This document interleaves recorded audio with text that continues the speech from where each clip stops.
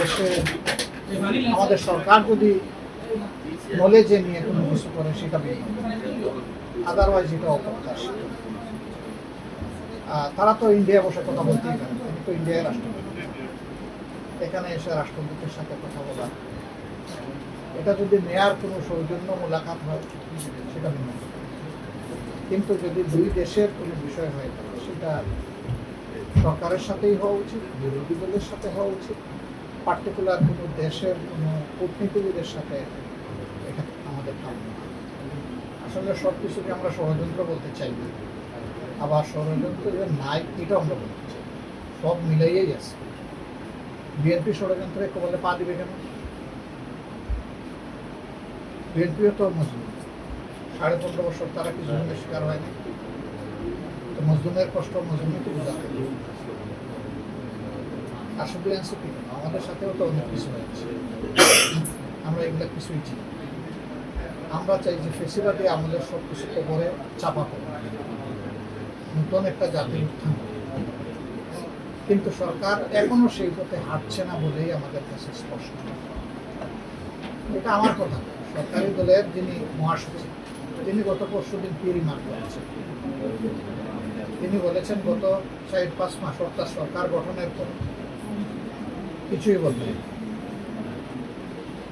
এবং তিনি বলেছেন যে দুর্নীতির প্রবৃদ্ধি হয়েছে অর্থাৎ বেড়েছে। এ কথাগুলো আমরা বলে আসছিলাম আর ওনারা অস্বীকার করছিলেন, এবং তিনি নিজেই বললেন।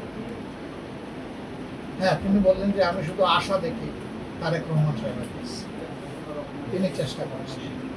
আমি কালকেও বলেছি, কিন্তু দলেরও প্রধান, সরকারেরও প্রধান, দলকে নিয়ন্ত্রণ করার দায়িত্ব আর দেশকে পরিচালনা করার দায়িত্ব।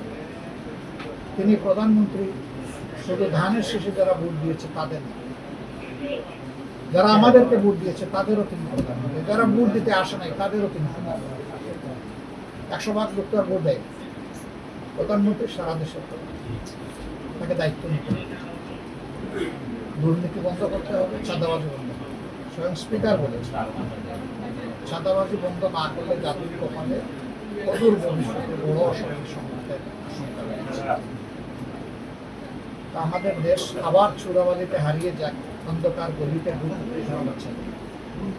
এত ত্যাগ এত কুরবানি, এই চূড়ার সময় 1400 অথবা তার উল্টা মানুষ জীবন দিল, তাদের জীবনের মূল্য ছিল। এতগুলা মানুষ যে অন্ধ হয়ে গেল, তাদের জীবনের কোনো মূল্য নেই, পঙ্গু হয়ে গেল, তাদের জীবনের কোনো মূল্য নেই। তাদের ত্যাগের এই দাম এই জাতি দিবে না, এই জাতিকে দিতে হবে। আমরা এই প্রত্যাশাই একটা গণভোট পেয়েছিলাম, জাতিকে বদলানোর ভোট ছিল। গণভোটের ব্যাপারে সরকারি দল এবং বিরোধী দল আমরা একমত ছিল। তখন সরকারি দল বিরোধী দল ছিলাম না, তখন বিএনপি ছিল, জামাত ছিল, অন্যান্য দল ছিল, সবাই গণভোটের পক্ষে থাকবে।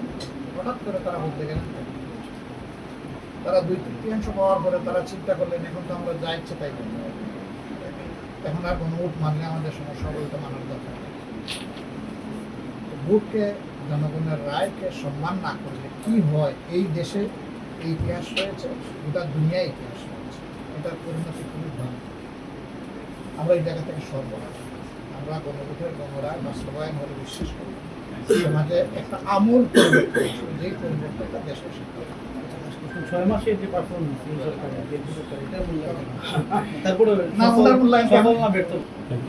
একটা দেশে দুর্নীতি বেড়ে যাচ্ছে, সফল আর বিপদ। Unlimited. Thank you so much.